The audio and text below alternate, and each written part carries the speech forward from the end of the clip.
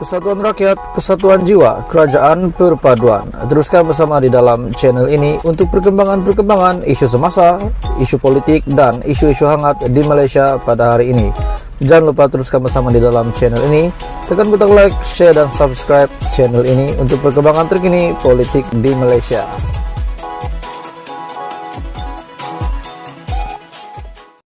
Selamat datang ke channel Fels Lifestyle. Terima kasih sentiasa setia bersama di dalam channel ini. Bagi semua yang sentiasa menyokong channel ini, saya amat mengucapkan terima kasih. Saya amat menghargai kamu semua. Dan cara saya menghargai, saya akan sentiasa menyampaikan info semasa, info terkini panas politik di Malaysia. Oke, sebelum kita mulakan isu hangat hari ini, tentang peletakan jawatan beramai-ramai ataupun perlucutan jawatan beramai-ramai, ataupun ini menyebabkan presiden sesebuah parti ini marah, tak tahan lagi, akhirnya 11 telah dilucutkan jawatan ataupun mungkin dibuang.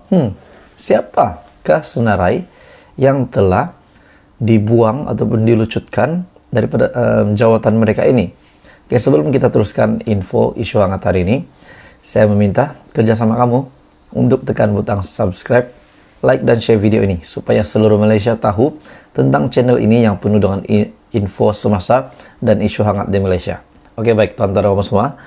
Hari ini saya berpikir setelah saya melihat berita ini, apakah yang akan dilakukan Zuraidah Kamarudin yang telah mendapat gelaran Queen of Lompat Katak.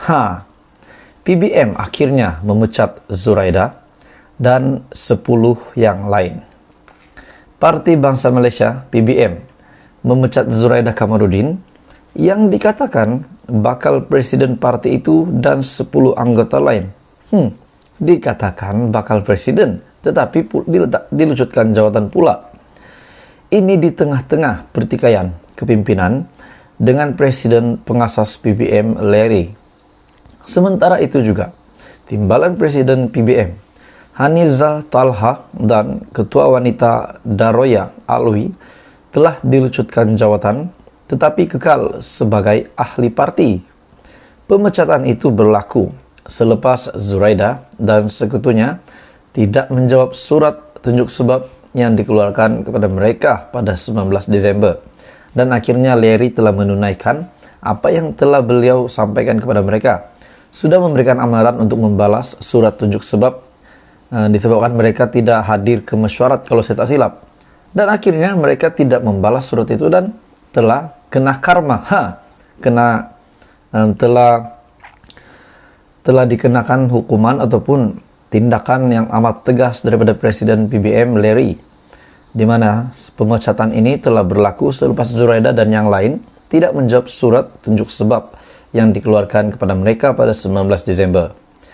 Kenyataan unit penerangan PBM berkata, jawatan kuasa disiplin parti itu memutuskan untuk menamatkan keahlian mereka berkuat kuasa serta-merta. Ketika dihubungi, Larry berkata, Hanizah dan Daroya terhindar daripada pemecatan kerana PBM tidak mahu menggalakkan lompat parti. Mereka adun Selangor yang dipilih. Dengan undang-undang anti lompat parti yang diluluskan di Selangor, kita tidak mahu menggalakkan mereka melompat ke parti lain. Undang-undang anti lompat parti Selangor mengikut versi persekutuan yang memperuntukkan seorang wakil rakyat kehilangan kerusi mereka jika mereka meletakkan jawatan atau bertukar parti. Bagaimanapun, mereka akan terhindar daripada peruntukan hukuman itu jika mereka dipecat daripada parti. Antara yang dipecat ialah Setiausaha Agung PBM Nur Hizwan Ahmad, Ketua Penerangan Zakaria Abdul Hamid, 3 naib presidennya, dan Ketua Pemuda Parti Naim Brundage. Perhimpunan Agung Tahunan PBM pada awal Oktober telah memutuskan bahawa Zuraidah yang dianggap bakal presiden parti secara rasmi akan mengambil alih kepimpinan parti daripada Larry. Langkah itu kemudiannya diluluskan oleh mesyuarat Majlis Tertinggi PBM. Bagaimanapun, Larry menyekat peralihan kuasa itu, berkata dia masih presiden parti menurut pendaftar pertubuhan. Dia kemudian mengisytiharkan mesyuarat Majlis Tertinggi PBM yang meluluskan peralihan jawatan presiden kepada Zuraidah tidak sah dan menggantung jabatannya sebagai pengganti dan 12 anggota parti yang lain. Pun begitu, pertikaian mereka diketepikan, sementara pilihan raya umum ke-15 berlangsung, yang menyaksikan Larry sebagai calon PBM menang kerusi parlimen pada Julai. Dalam pada itu, Zuraida dan sekutunya, timbalan Presiden PBM Haniza Talha, kalah PRU15 dengan hilang uang pertaruhan. Dan pertikaian itu timbul semula pada hujung minggu lalu dengan Zuraida, dan Haniza menuduh Larry menyalahgunakan kuasanya. Jadi akhirnya PBM memecat Zuraida dan 10 yang lain. Hai semua, salam sejahtera Malaysia. Selamat datang ke channel Fels Lifestyle. Terima kasih masih setia bersama di dalam channel ini. Tuan-tuan dan bapak semua, saya nak kongsi dengan kamu satu dapatan saya hari ini yang saya nak sampaikan kepada kamu. Ini memang sangat hangat, sangat mengejutkan saya. Benarkah lebih daripada 50 MP, lebih daripada 50 ahli parlimen, blok kerajaan di bawah pimpinan Datuk Seri Anwar Ibrahim bebas untuk menyokong, sama ada mahu menyokong Kerajaan Perpaduan, menyokong Pakatan Harapan, ataupun bebas juga untuk menyokong Perikatan Nasional sebagai pembangkang hari ini. Oke, sebelum saya meneruskan berita hari ini, saya meminta jasa baik kamu, kerjasama kamu, untuk tekan butang subscribe, like dan share video ini supaya seluruh Malaysia tahu isu hangat hari ini.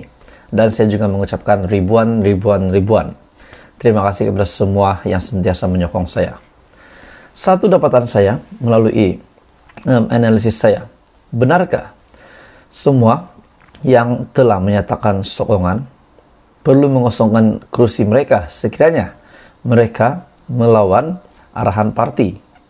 Seperti yang kita tahu, DAP dan Amanah sudah terikat dengan perlembagaan parti, di mana sekiranya mereka tidak mengikut yang sudah ditetapkan di dalam perlembagaan, mengingkar, mereka perlu mengosongkan kursi.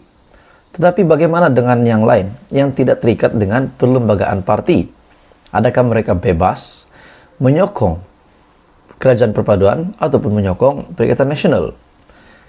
Oke, baik, satu dapatan saya, satu berita yang mengejutkan saya, yang saya nak kongsi dengan kamu. Dikabarkan 70 ahli parlimen bebas untuk menyokong mana-mana pihak.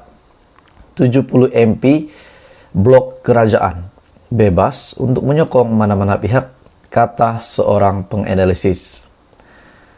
Selama 70 ahli parlimen dalam blok kerajaan bebas untuk mengundi mana-mana pihak kerana tidak terikat dengan perlembagaan parti yang menyatakan sekiranya tidak mengikut arahan parti perlu mengosongkan kerusi, kata saintis politik Sunway University, Profesor Wong Chin Huat.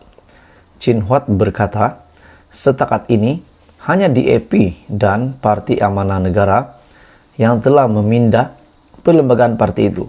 Oke, sebelum ini, tuan-tuan dan puan semua, sebelum itu saya nak sampaikan kepada Anda, berita ini bertarik pada 18 Desember. Saya tidak tahu setakat ini kalau ada parti yang lain di dalam blok kerajaan yang sudah memindah perlembagaan parti mereka. Kata Chin Huat, 48 ahli parlimen DAP dan Amanah terikat dengan perlembagaan parti dan perlu mengosongkan kerusi sekiranya engkar arahan parti. Maknanya 48 MP DAP dan Amanah sudah terikat dengan perlembagaan parti dan mereka memang tidak boleh lagi mengingkar arahan parti kecuali mereka benar-benar tidak mahu bersama-sama di dalam parti DAP dan Amanah dan sanggup untuk mengorbankan kursi mereka. Selain daripada DAP dan Amanah, kata penganalisis tersebut yaitu Chin Huat, BN juga mendakwa terdapat perjanjian antara gabungan tersebut dan 30 ahli parlimen yang mengikat mereka daripada melanggar arahan parti. Ini bermakna 70 ahli parlimen kerajaan yang selebihnya bebas untuk menyokong mana-mana pihak tanpa akibat pengkosongan kursi. Menurut beliau, di dalam klausa 4 dalam kurungan B, perjanjian persefahaman yang ditandatangani parti-parti yang menyokong kerajaan adalah kenyataan hasrat semata-mata. Maksudnya, perjanjian ini, kata parti-parti itu, 5 pihak yang terlibat perlu dipastikan tidak berlaku pelanggaran perjanjian. Tetapi bagaimanapun mereka boleh pastikan. Yang pertama, mereka perlu pindah perlembagaan parti supaya pengingkaran terhadap perintah parti dalam pengundian percaya dan perbekalan menjadi satu asas mereka berhenti sebagai ahli parti atau dilihat sebagai satu tindakan untuk meletak jabatan. Kalau tidak ada peruntukan sebegitu, parti perlu ada alat undang-undang lain seperti perjanjian antara parti dengan ahli parlimen yang boleh membawa kesan yang sama. Persoalannya, apakah alat yang ada?